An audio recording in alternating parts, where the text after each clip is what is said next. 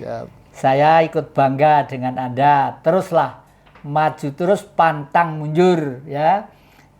Syukurlah kalau suatu saat melakukan namanya ruat bumi. Ruat bumi ini yang tidak pernah dilakukan manusia sekarang. Kenapa bumi kok diruat ya? Karena bumi kita itu udah kotor. Makanya si Jawa itu pada waktu menerangkan gumelaring dumadi, asal mula kehidupan itu dari telur. Telur pecah menjadi 3, kulitnya menjadi togok, antogo, togok yang di dalam wayang mulutnya gede itu ya.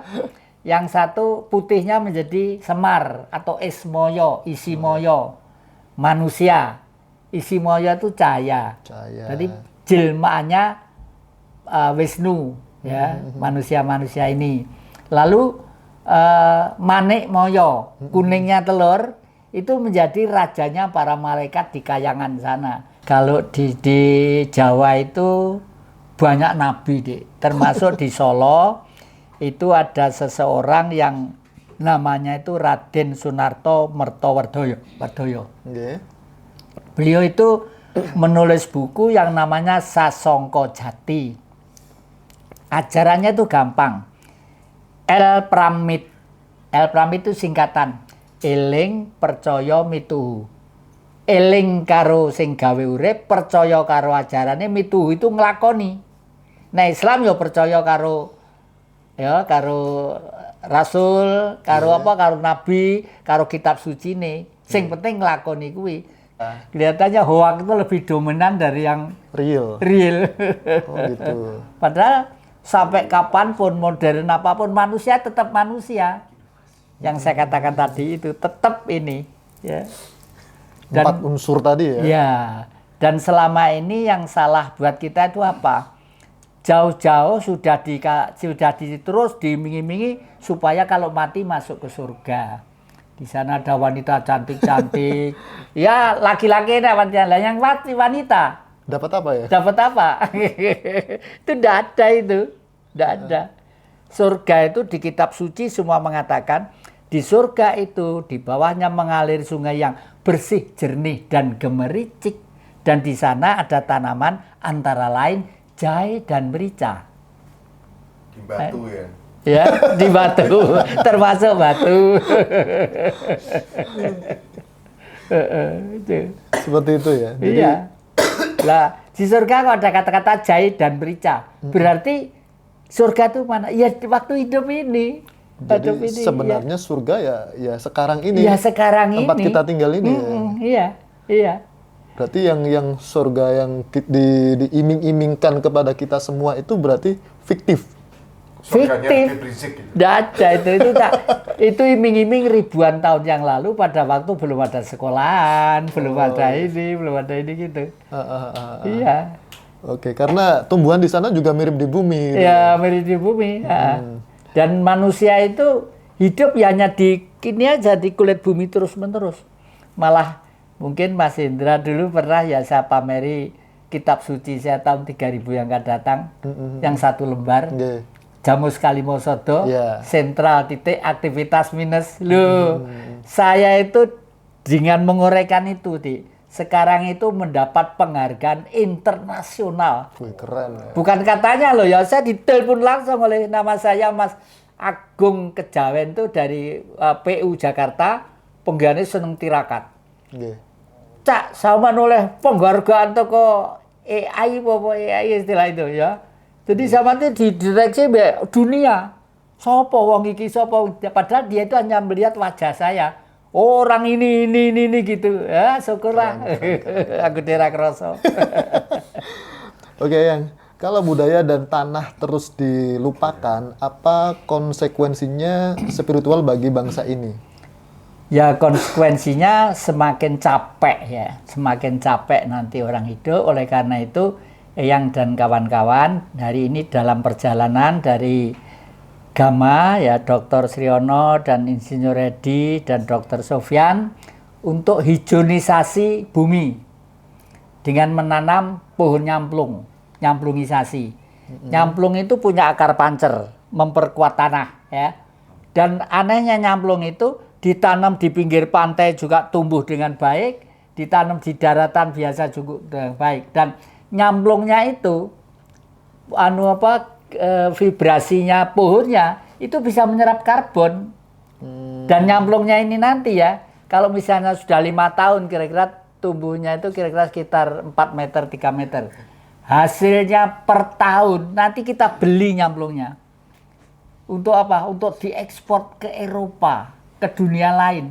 Karena di Eropa itu sudah banyak stom pabrik, sudah banyak. Jadi untuk menyerap karbon nanti itu. Oke. Ya di sana bernapas saja udah sulit. Oh gitu ya. Iya. Lantas percaya nggak kalau para leluhur sedang menitipkan pesan lewat tindakan dan laku hidup dari seorang Kang Deddy Eyang? Percaya nggak Eyang?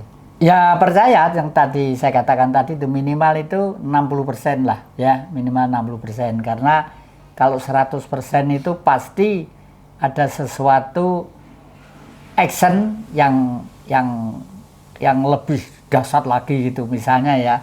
Dan mohon maaf loh, umumnya kalau tokoh nasional di kepentingan rakyat secara umum, akhir zamannya tuh justru malah menderita.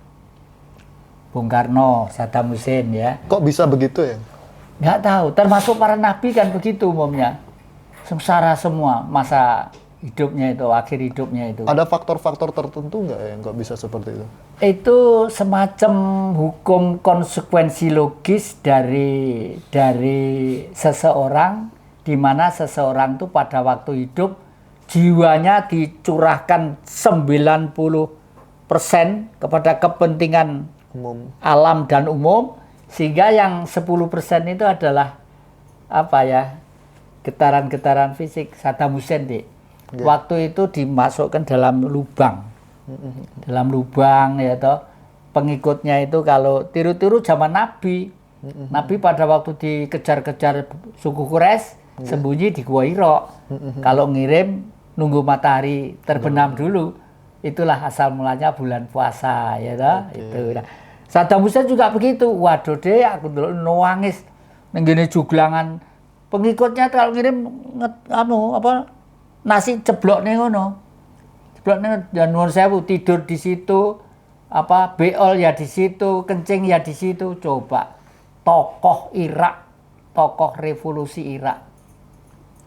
Coba. Orang besar ya itu. Orang besar. Bung Karno juga sama. Bung Karno itu dompet aja nggak punya. Saking semua dicurahkan untuk ini. Bahkan Gus Dur pun ya. Gus Dur pun sama sakit ya. Sakit di masa hidupnya ya. Iya, nggih. Berarti itu karena sudah terkuras habis. Sudah terkuras habis. Untuk alam semesta. Nggih, nggih. Oke, Eyang. Kalau Eyang bisa bicara langsung nih ke Kang Deddy, pesan apa yang Eyang ingin sampaikan Eyang kira-kira? Ya, Mas Deddy, saya panggil Mas ya, masih muda kok ya, Mas Deddy. Siap. Saya ikut bangga dengan Anda. Teruslah maju terus, pantang mundur ya. Syukurlah kalau suatu saat melakukan namanya ruwat bumi. Ruwat bumi ini yang tidak pernah dilakukan manusia sekarang. Kenapa bumi kok diruat ya? Karena bumi kita itu udah kotor. Makanya si Jawa itu pada waktu menerangkan gumelaring dumadi, asal mula kehidupan itu dari telur. Telur pecah menjadi 3, kulitnya menjadi togok, antogo, togok yang di dalam wayang mulutnya gede itu ya. Yang satu putihnya menjadi semar atau ismoyo, isimoyo, manusia. Isimoyo itu cahaya.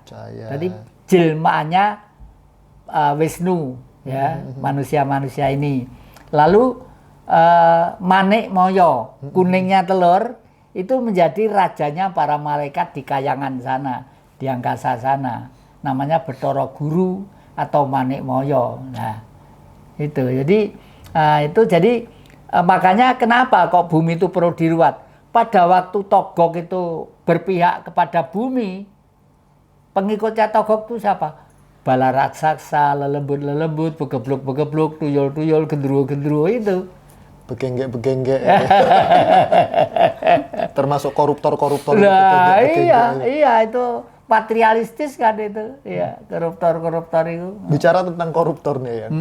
ini kok semakin menjadi-jadi ya. Bahkan sampai dibilang ada liga korupsi kan gitu. Mulai Pertamina sampai Timah dan lain sebagainya. Iya, betul. Itu kenapa mereka mempunyai mindset segitu kuatnya terkait korupsi? Nalurinya untuk berkorupsi sampai gede-gede gitu ya. Nah, ya itu sejak Apa yang salah kira-kira? Sejak 1965 bangsa ini sudah memikul beban dosa terhadap bumi, tanah, dan air. Dan itu nanti harus dinetralisir. Syukur lek Mas Dedi berani mengadakan ruatan di daerah-daerah tertentu. Oke. Ruatan itu sih gampang kok, tidak harus beber wayang yang enggak usah ya. Yang penting kan mantranya itu nanti cari dalang-dalang sepuh. Dalang-dalang sepuh itu dicari suruh dalang di daerah sana di tempat-tempat kuno itu. Umumnya orang dulu itu kalau babat pertama kali yang dicari apa? Sumber air, pasti itu. Ya sekarang ini ada aspal, ada listrik, ada segala macam. Dulu waktu babat pertama kali pas hutan lebat cari sumber air. Karena apa? Yang babat itu ngerti. Besok kalau di sini anak cucu saya sudah berkembang biar air ini bisa untuk minum, untuk mandi, untuk cuci-cuci. Dan biasanya air itu lalu tumbuhlah pohon yang besar. Nah, sekian persen dari budaya ini dilakukan oleh orang mana? Orang Bali itu. Sekarang sudah diambil alih oleh PDAM dan bayar. Gitu. Ya, PDAM dan bayar. Oke, yang kita bicara tentang ruatan, wayang, itu kan semuanya budaya-budaya leluhur kita ya, atau budaya Jawa. Apakah kejawen bertentangan dengan agama formal, yang? Bagaimana? Apakah kejawen itu bertentangan dengan agama formal yang diakui saat ini? Jawa itu tidak pernah bertentangan dengan agama apapun, ya ta? Selalu akomodir, selalu menerima dengan baik, ya ta? Cuma kadang-kadang tamu tuh luwih kurang ajar timbangan sing di rumah. Kadang-kadang itu. Kasarnya ini nelutak ya. Nah, iya. Karena apa? Sebenarnya ilmu mereka itu masih 1/10 dari ilmunya Jawa. Wong Islam misalnya ya, Islam itu syariat, hakikat, makrifat. Iya. Habis itu harus mukmin. Mukmin itu apa? Orang yang sudah bertuhan. Kalau beragama itu belum bertuhan. Belajar, pengen mencari dan tahu tentang Tuhan. Kudu lulus. Lulus piye? Harus bertuhan. Bertuhan piye? Wis gak duwe agama. Gak duwe agama. Ya kitab suci piye? Gampang ngene aku kitab suci ngene dadi kitab suci. Bener-bener ya. Di dalam kejawen, Eyang, apa makna sejati dari kata rahayu yang sering kita ucapkan, yang Eyang sebutkan tadi? Ya, karena ini sabdo ya, rahayu. R itu sinar halus. A itu Tuhan ada, menjadi ada tapi terbatas. Jadi orang tidak akan bisa mampu menjangkau. Kita tahu bintang di langit, ya tahu tak ya jumlahnya berapa? Nggak tahu. Tahu kita nggak bisa. Iki rambutnya siapa Cak Rosi? Aduh, rambut kula yang wonten gundul kula. Ayo jumlahnya piro? Nggak tahu. Nggak tahu. Jangankan kau ini hidup di depan mata, jumlahnya piro? Nggak tahu. Lah pikir jebol itu seret hitung, tapi balane gak iso. Ya. Jadi spesifiknya makna sejati dari rahayu itu apa ini? Makna sejati dari rahayu itu adalah pengungkapan batin dan perasaan seseorang bersyukur terhadap semesta alam lingkungan dengan dialektikan dan kehidupannya. Intinya di sana. Intinya itu ya. Nah, makanya pinjam budayanya orang Nasrani, Allah Bapa, Putra, Roh Kudus, Amin. Allah Bapa memang di dalam otak kita. Yaitu yang disebut Tuhan itu. Makanya sama itu juga Tuhan. Mas Hendra juga Tuhan. Orang gila, orang senting, orang bambung, itu juga Tuhan ada di sana. Yang gila, yang senting itu kan fisiknya, jiwanya. Mungkin pada waktu itu agak kurang ajar, dan jangan disepai, dibongi, ya mungkin begitu. Dan karma itu pasti ada. Karma ya? Iya, tahun 1965 berapa korban manusia? Hampir 3 juta manusia waktu itu. Termasuk karma itu pasti menghampiri setiap orang yang melakukan korupsi itu tadi ya? Iya. Pasti itu? Pasti itu. Makanya pada waktu saya disuruh Mas Hendra ditanya buka tarot tentang Jokowi. Oh ya? Itu kan sudah saya buka tarotnya. Loh, Tarot itu nggak iso goro, Dik. Nggak iso goro. Yang Kalau waktu di manusia sana- sih iso, saya masih iso goro. Tarot itu nggak bisa. Wah, Mas Indra, akhir dari masa jabatannya nanti itu sini negara ini ada gepu-gepuan, musuhan segala macam. Loh, ternyata kok betul ya. Sekarang sudah ribut masalah ijazah palsu dan lain Iya. sebagainya. Itu mungkin nyambung sama tarot yang kemarin ya. Iya. Terus kemarin tuh saya tertawa buka di viral itu ada seorang pakai pakaian jaksa di merah tuh pakai anu gini. Saya sebagai seorang jaksa akan berantas semua pemalsuan-pemalsuan. Termasuk pemalsuan ijazah, pemalsuan itu, termasuk pemalsuan gigi palsu. Waduh, kena iki aku. Aduh, oke seru sekali ini. Oke, yang lanjut ya, kenapa orang-orang sadar spiritual itu yang justru cenderung apatis terhadap politik? Ya karena politik itu tidak mampu menyelesaikan masalah ya selama ini. Berapa kali coblosan di negeri ini? Ya, toh? Mulai saya belum. Iya, mulai 67 kali toh. 67, ya. Hasilnya politik semakin rusak, ekonomi semakin hancur, kebudayaan semakin tidak karu-karuan. Berarti kan gagal. Nah, tapi nggak ada yang berpikir di Senayan tuh nggak ada yang berpikir. Kenapa nggak mau berpikir? Ya dengan undang-undang yang ada mereka enak kok. Satu bulan itu kalau 90, 120 juta megang fulus ya. Berarti bener zaman Gus Dur ya, bubarkan aja itu taman kanak-kanak. Iya. Sepakat nggak dengan Gus Dur? Oh, sepakat banget saya. Cuma nuwun sewu ya, kekilafannya beliau itu hanya satu. Oke. Pada waktu Irian Barat dipindah menjadi Papua itu. Oh, Karena saya sudah datang ke kantor kepresidenannya, Mas. Jenengan, maaf loh Mas, jenengan itu agak terlalu baik.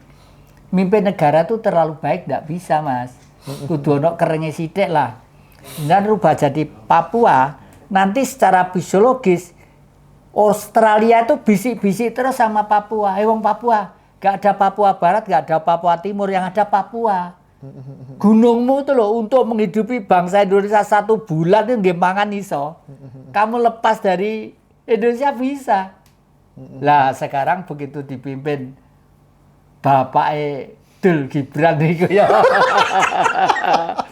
Oh, Aceh pengen merdeka, kono pengen merdeka, kene pengen lama. Iya toh kenyataan. sampai kantor PBB itu kan ya kemarin. Ya iya, ya Saya itu. lihat ya.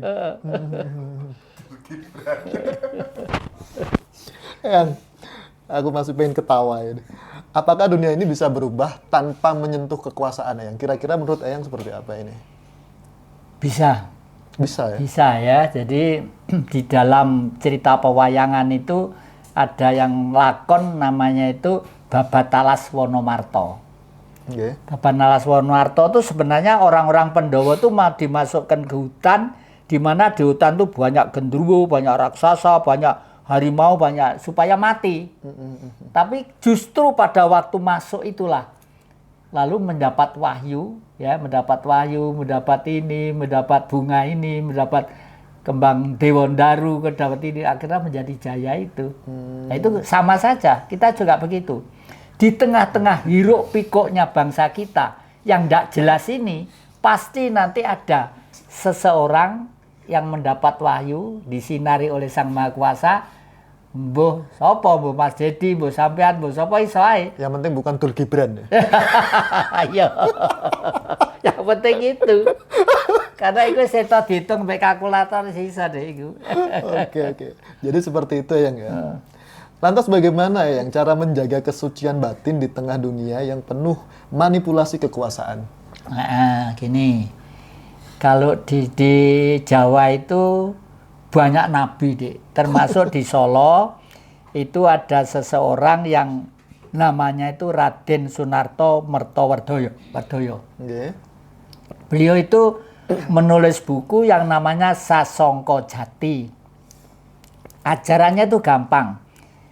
El Pramit itu singkatan eling percaya mituhu.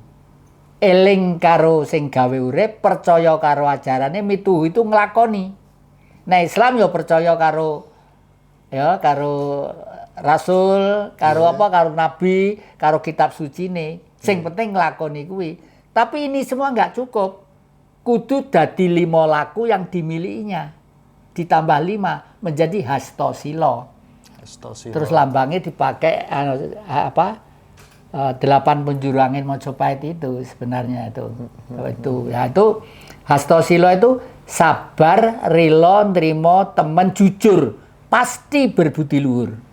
Itu hastosila. Hastosila. Kalau si Hasto yang kemarin baru ber-KPK itu ya. Kalau ke depan KDM berpasangan dengan Dul Gibran gimana ya? Siapa? Mas Dedi. Mas Dedi. Kolab sama ya Dedi. eman-eman Mas Dedi ini no. Eman-eman. Jangan sampai turu-turu melok jelungup ya. Enggak banget berarti ya? Waduh, enggak banget. Pokoknya janganlah. Soalnya wis orang kalau sudah duduki kursi direkayasa sedemikian rupa itu wis jelas dudu wahyu, Dik. Kembali. Oke, kita kembali ke pertanyaan berikutnya ya. Apakah panduan Siddhartha Gautama untuk membantu manusia agar pulang ke rumah sejati ya?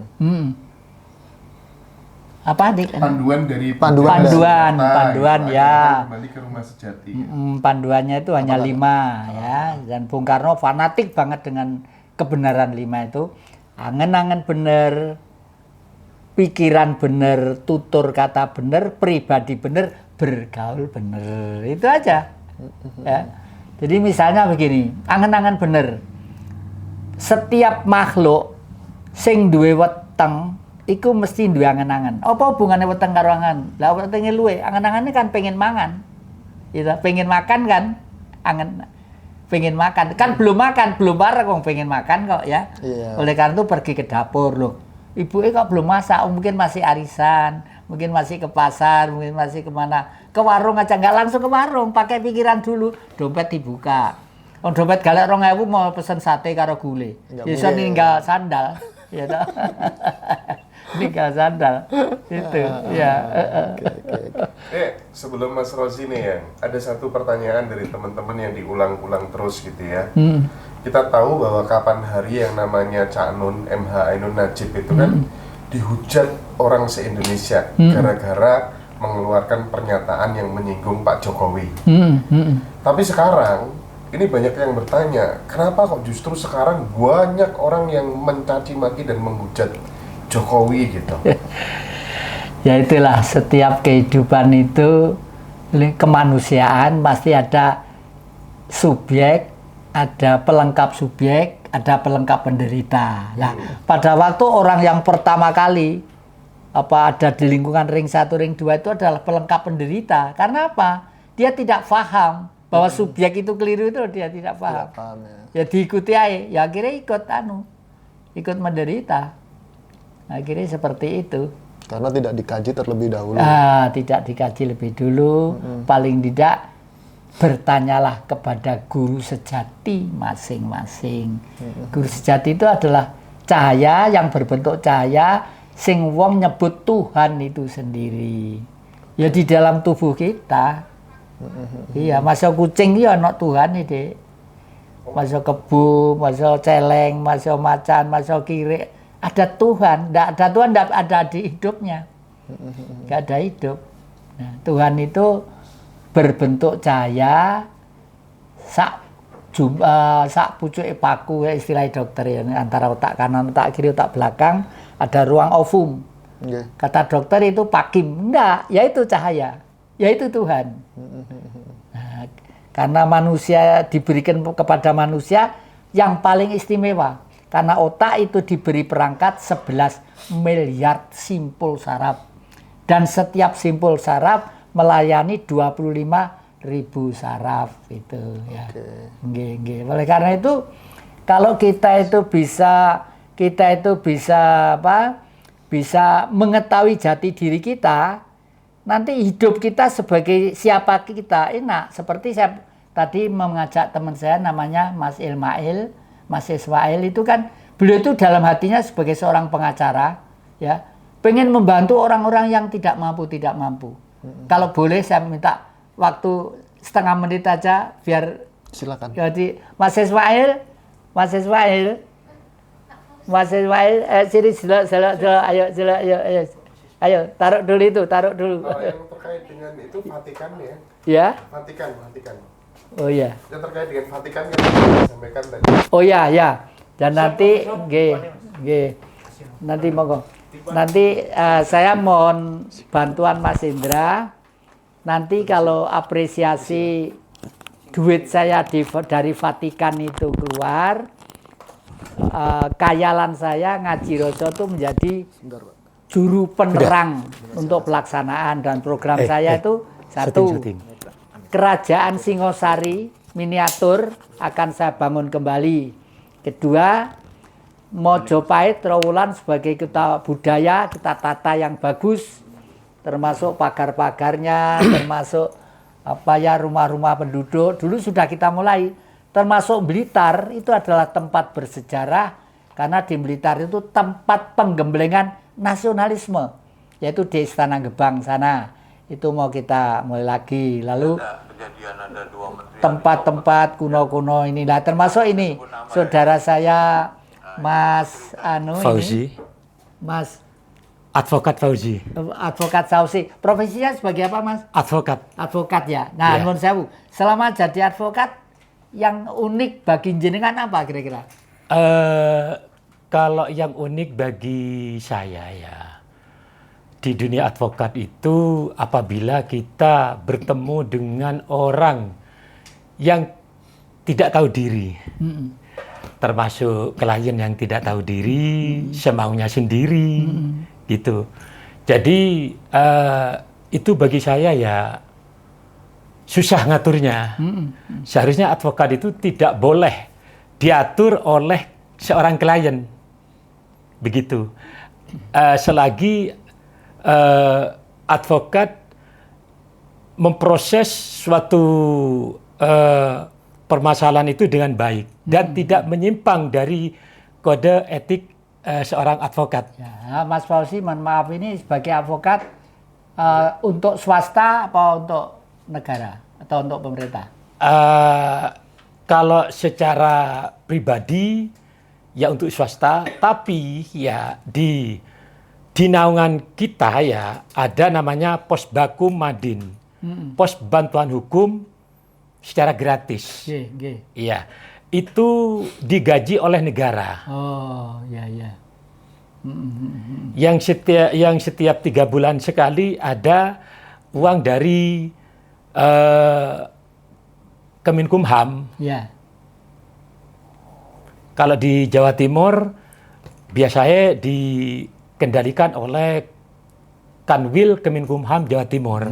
Ya. Jenengan aslinya lahir di mana? Saya lahir di Probolinggo, buyut asal Madura, Sampang. Asal Madura ya. Ya. Oh, Bu Jati juga dari Sumeneb. Iya, makanya logat saya kaku kayak Madura. Iya. Sama darinya.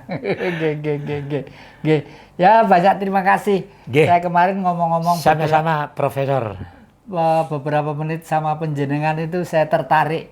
Kok pribadinya begitu antusias kepada orang-orang yang perlu dibantu tentang hukum gitu ya. Siap. Matur nuwun. Sampai ketemu. Salam untuk keluarga. Monggo. Jangan lupa ini keranjingan Ngaji Roso ini.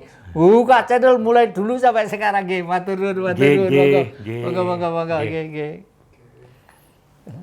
Oke, yang saya dengar dulu itu Eyang pernah membuat buku yang sampai dihargai Vatikan. Ya. Kira-kira itu dihargai dalam bentuk apa dan jumlahnya berapa kira? Wah, inilah makanya kayalan saya nanti kalau duit itu keluar ya, Ngaji Roso itu saya buatkan kantor sebagai kantor penerangan kerajaan Nusantara. Waduh ya. Keren. Jumlahnya itu tidak sedikit. Katanya Mbak Astrid itu oleh Romo Benedictus ke-16 almarhum sudah ya, itu mendapat penghargaan 6 miliar euro. Kalau dirupiahkan kira-kira sekitar 23 triliun. 23 T ya. Itu segede apa? Iya. Ini terus diurus terus sama Mbak Astrid, terus itulah. Terus terakhir itu Tapi karena lama ya, saya kok lama gitu ya. Akhirnya saya kemarin itu punya kawan Profesor Eros. Profesor Eros itu ahli komunikasi antaragama dan adat ya. Jadi kerundingan saya suruh membuat program dulu. Baru nanti duit itu diwujudkan ke pembiayaan untuk membiayai program itu sekaligus memberikan biar ada lapangan kerja. Yang pertama saya buat miniatur kerajaan Singosari. Ya. Kenapa? Saya tiru-tiru Amerika Serikat. Amerika Serikat itu kota hiruk pikuknya ada di New York. Iya, benar. Pedagangnya, ininya, ini. Sentralnya di sana. Nah, tapi ibu kotanya tetap Washington. Kenapa? Karena Washington itulah pelopor pertama yang membangkitkan spirit menjadi negara besar yang namanya Amerika. Indonesia sebenarnya sudah begitu. Pada waktu abad 12, di Singosari itu masih kuasa seorang raja namanya Prabu Kertanegara. Yang sekarang patungnya di Surabaya, Joko Dolok itu ya. Oh, Joko Dolok. Ya. Iya. Beliau sumpah waktu itu, Praptaika Dharma Putra Nusantara, ingsun tanha makti palapa, lamun durung eka ing Nusantara. Ing Johor, ing Tumasik, ing Gurun, ing Ternate. Ki sumpah wong Singosari waktu itu ya. Tumasik itu mana? Singapura. Dulu kecamatan kita Singapura. Kecamatan ya? Iya, Johor. Dulu wilayah kita. Australia wilayah kita. Sekecil itu ya? Iya, termasuk Kecamatan. Selandia Baru itu. New Zealand. Nah, terus waktu itu lalu Inggris mulai berlayar ke sini, mulai adu domba zaman Belanda ke sana kemari, lalu pecah-pecah itu menjadi negara Commonwealth. Nah, ini kalau Bung Dul Gibran tadi itu tidak segera diberhentikan, saya khawatir kalau dia itu jadi RI 1, Indonesia akan dipecah-pecah lagi. Ada kekhawatiran ke sana berarti? Ada kekhawatiran ke sana. Hukumnya hukum tese, antitese, sintese. Tese keadaan sekarang, antitese itu adalah yang berhadapan dengan situasi, sintese itu akibatnya apa. Itu aja teorinya, gampang aja. Nggih. Oke, berarti ini luar biasa banget ya kalau Nggih. memang dana itu datang, Iya. otomatis Eyang Jati ini menjadi penyambung ya Iya, untuk iya. melestarikan apa yang ada di Iya. Nusantara ini. Dan saya bangga dan puas karena tahun 62 di makam Eyang Putri yang Kakung, Bung Karno pesen sama Eyang. Jadi kelas berapa? Kelas 2 SMA, Pak. Ya wis, sinau yang rajin ya Le. Setelah itu nanti kuliah di Jakarta. Ingat ini di makam Eyang Putri yang Kakung. Jati besok yang meneruskan Bapak. Ya udah, pikiran saya itu tidak pernah istirahat, terus berpikir terus. Ini yang saya buat awet muda itu ya itu. Karena udah diweling tadi. Iya, sama diweling orang tua. dari itu ya. Oke, Eyang, terakhir nih apa pesan-pesan buat Eyang dan pemerintahan khususnya Jawa Timur ini? Ya, pesan saya khususnya Jawa Timur, tolonglah dimulai dibudayakan lagi ya tentang kesenian-kesenian tradisional. Bila perlu, kalau ada seseorang punya gawe, misalnya mau wayangan, mau ludrukan, mau apa gitu, disupport dana, disupport. Tas 10.000 entah berapa untuk dia tarik, karena zaman tahu kalau ada pagelaran wayang kulit berapa yang jual di pinggir jalan, di jalan-jalan itu. Benar. Mulai warung-warung, bakul kacang, bakul es segala macam. Itu kan penyebaran ya. Semua kena dampak Kena positif dampak ya. yang ya kalau durian janganlah, nanti tukaran kepru-kepruan kulit durian malah mesake gitu. Penjut kabeh. Penjut kabeh. Oke, Ya. Yang. Oke, Yang, terima kasih. Terima kasih. Sehat Selamat, selalu. terima kasih. Ganteng-ganteng. Aduh. Matur nuwun Mas Indra dan tim Ngaji Rasa dan para penonton semuanya. Jangan sampai tidak membuka Ngaji Rasa. Nun. Terima kasih. Rayu. Nun.